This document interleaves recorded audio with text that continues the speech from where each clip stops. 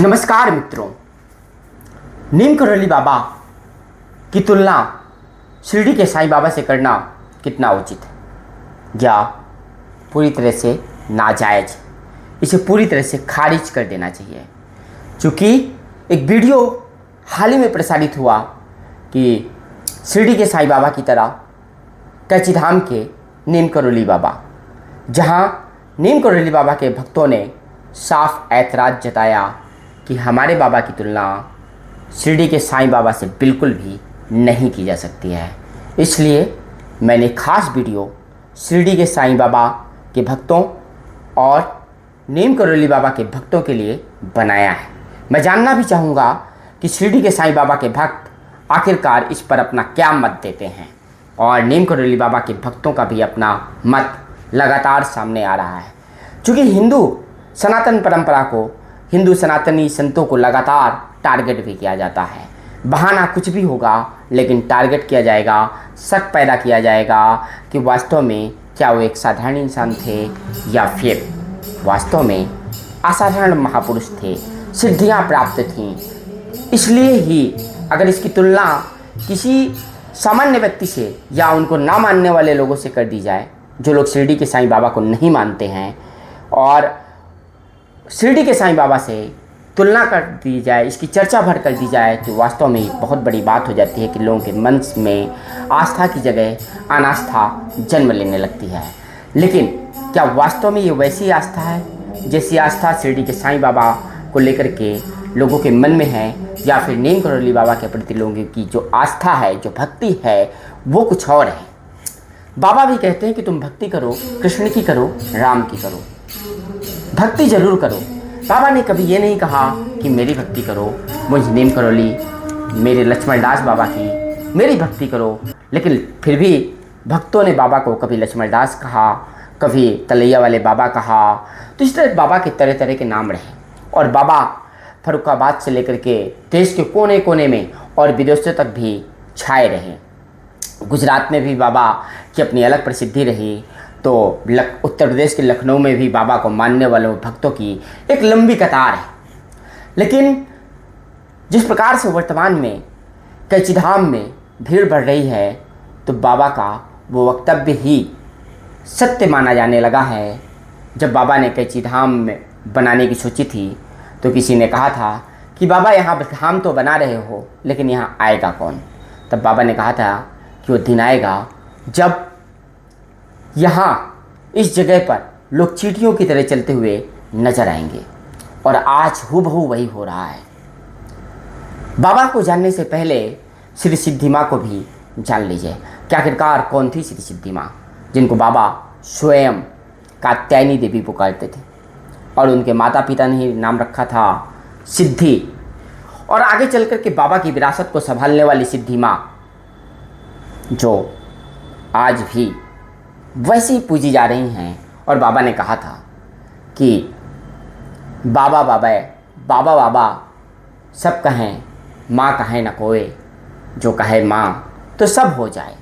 मतलब अगर आपने सिद्धि माँ का नाम ले लिया, सिद्धि माँ को महसूस कर लिया, तो आप मान के चलो कि आपके जीवन में वो घटित हो जाएगा जिसकी आपने कल्पना भी नहीं की होगी। तो मित्रों, आज ये जो कहानी, दिलचस्प किस्सा मैं लेकर के आया हूँ, इस दिलचस्प किस्से के पीछे एक नवयुवक का किस्सा जानना भी आप सबके लिए बेहद ज़रूरी है कि वास्तव में उसके जीवन में हुआ क्या था और कैसे बाबा ने खीर खाई थी। आज के समय में जब बाबा सदैव नहीं हैं, लेकिन बाबा ने जब खीर खाई तो अपनी मर्जी से खाई। एक किस्सा बहुत छोटा सा सुनाऊंगा, शॉर्ट में सुनाऊंगा आपको। कहानी क्या थी कि एक नवयुवक रहता था, बहुत परेशान रहता था, और उसको अपनी ज़िंदगी की मंजिल के लिए तलाश थी, रास्ते की तलाश थी, एक संतुलित माहौल की, एक अच्छी जानकारी की। लेकिन कहीं कुछ उसको मिल नहीं रहा था। वो अंधकार में जीवन को जी रहा था, मार्ग तलाश ही रहा था कि अचानक से उसको ट्विटर अकाउंट में, वो भी अपने नहीं किसी और के ट्विटर अकाउंट में, बाबा का मैसेज दिखा। फिर लगातार जिसका ट्विटर अकाउंट वो नवयुवक चलाता था, वहाँ उसको बाबा के मैसेज मिलते रहते हैं, और उसके साथ हूबहू वैसी घटनाएं घटती चली जा रही थी। हुआ ये कि जब एक परिवर्तन हुआ, कुछ हुआ, तो उस नवयुवक के मन में आया कि क्यों ना बाबा की तस्वीर मैं अपने घर ले जाऊं, और वो बाबा की तस्वीर अपने घर ले गया। एक दिन माँ ने कहा था कि घर में खीर बना लेना, सावन का महीना है। तो उस नवयुवक ने कहा कि ज़रूर, बाबा को भी खीर का प्रसाद लगा देंगे और खीर बन जाएगी। लेकिन हुआ यूँ कि खीर तो बनी, पर बाबा को खीर का प्रसाद नहीं लगा।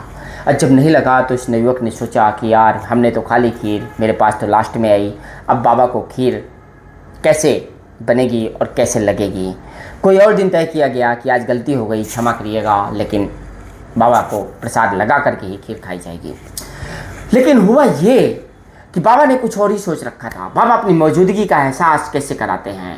तो एक दिन उसके घर में एक रिश्तेदार आए थे जो लगातार कई वर्षों से घर में आते थे, लेकिन कभी कुछ ऐसा हुआ नहीं था। अचानक से उनके मन में आता है कि क्यों ना मैं खीर शंकर जी में बंटवा दूं। जब उन्होंने बात कही तो उस नवयुवक ने सुना तो सोचता रह गया कि आखिरकार अब खीर ये बंटवाएंगे। तो तय हो गया कि खीर किसी दिन बांटी जाएगी, लेकिन कोई दिन विशेष तय नहीं था। अब हुआ ये कि एक दिन नवयुवक अपने घर से चला गया और बहुत दूर गया था। वो करीबन 60-70 किलोमीटर की दूरी पर था, और जब वो अचानक से घर आता है शाम के वक्त में, तो देखता है कि एक रिश्तेदार घर में आए हुए हैं। उन्होंने पूछा कि एक लंबे समय बाद आप आए हो, अचानक से आए हो, क्या बात है। तो जो जवाब मिला वो आश्चर्यजनक था कि आज खीर बंटवानी थी, महाराज कह गए थे, और अब खीर बंटवाने के लिए हम आए हैं। तो मैंने कहा, भी आप घर आए हैं वहाँ से, मंदिर से? उन्होंने कहा हाँ, चूँकि आपके भतीजे ने कहा था, उन्होंने कहा कि आपके भतीजे ने कहा था कि चाय बनाएंगे, और यहीं चाय पिएंगे, तो हम चाय बनवाने के लिए आए हुए हैं, और चाय लेकर के जाएंगे और वहीं चाय पिएंगे, वहीं खीर बन रही है और बांटी जाएगी।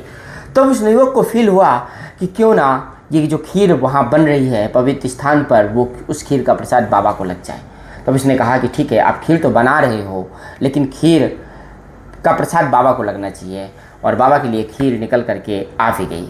तब उस दिन ये एहसास हुआ कि आखिरकार बाबा किस प्रकार से खीर खाते हैं। बाबा ने खीर खाने का कुछ और ही तरीका अपना लिया था। आखिरकार मौजूदगी का एहसास कैसे होता कि मैं आज भी मौजूद हूँ। ये किस्सा आपको विश्वास करने पर मजबूर कर देगा कि बाबा आज भी मौजूद हैं। अब आप तय मानिए कि ये चमत्कार है, अंधविश्वास है, या फिर विश्वास है। हम इसको विश्वास कहेंगे, हम इसको चमत्कार कहेंगे, कुछ लोग इसको अंधविश्वास भी कह सकते हैं। लेकिन ये सच है कि बाबा को हनुमान जी की सिद्धियाँ प्राप्त थीं, या बाबा स्वयं हनुमान जी का अवतार थे। तो हिंदू धर्म के जो संत हैं, जो महात्मा हैं, जो महापुरुष हुए हैं, सिद्धि प्राप्त संत, महात्मा, महापुरुष, उनकी वास्तव में तुलना शिरडी के साईं बाबा से नहीं की जानी चाहिए। क्योंकि एक संत के तौर पर उनका सम्मान किया जा सकता है, लेकिन तुलना नीम करौली बाबा से बिल्कुल भी नहीं की जा सकती। वैसे ही जैसे भगवान शिव की तुलना राम से नहीं, और राम की तुलना श्री कृष्ण से नहीं, लेकिन हाँ, दैवी शक्तियाँ ज़रूर हैं, ज़रूर परमात्मा की शक्तियाँ हैं, परमात्मा है उनमें से एक, और वो अवतार हैं। ऐसे हनुमान जी का अवतार हैं, और हनुमान जी से सीधे बात नीम करौली बाबा की होती थी, ऐसा उनका भक्तों का कहना है। तो कुल मिलाकर के वीडियो बनाने का पीछे का उद्देश्य यही था कि हिंदू धर्म के, सनातन धर्म के संत महात्माओं को टारगेट करना बंद करना चाहिए, और सनातनी विश्वास पर शक पैदा करना बंद करना चाहिए। और सिद्धि माँ की किताब अगर आपको पढ़नी हो तो आप जया प्रसाद की वो किताब मंगा सकते हैं, जो आपको अमेजन पर मिल जाएगी। जब आप वो किताब पढ़ेंगे तब जो अनुभव होगा, तो वीडियो देखने वाले शख्स ज़रूर आकर के कमेंट करिएगा कि वास्तव में आपको अनुभव क्या हुआ है। क्योंकि मेरे साथ भी एक अनुभव हुआ है उस किताब को पढ़ते पढ़ते। हो सकता है आपके साथ भी कोई अनुभव हो। तो ऐसी बाबा के किस्से कहानियों के लिए आप मेरे साथ, छोटा सा परिचय है मेरा, सौरभ द्विवेदी नाम है, और फुल स्टॉप आपका अपना मंच है।